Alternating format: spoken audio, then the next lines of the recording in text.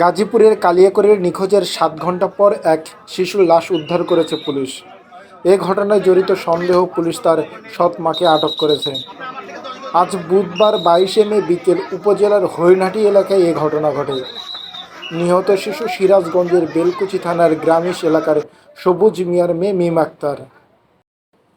জানা যায়, বুধবার সকাল ১০টার দিকে মিম হঠাৎ নিখোঁজ হয়।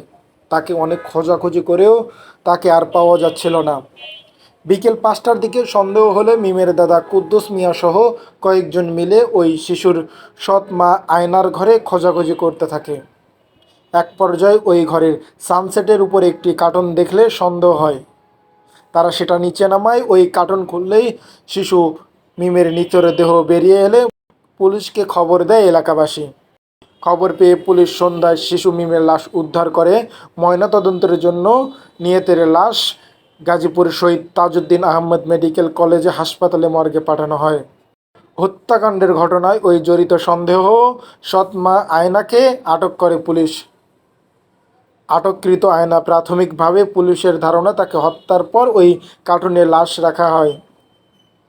এ সময় কালিয়াকৈর থানার পরিদর্শক অপারেশন জোবায়ের আহমেদ জানায়, এই ঘটনার জিজ্ঞাসাবাদের জন্য সৎ মাকে আটক করা হয়েছে। এছাড়া ময়নাতদন্তের পর হত্যার সঠিক কারণ জানা যাবে। তবে এই হত্যাকাণ্ডের ঘটনায় আইনগত ব্যবস্থা প্রক্রিয়াধীন রয়েছে।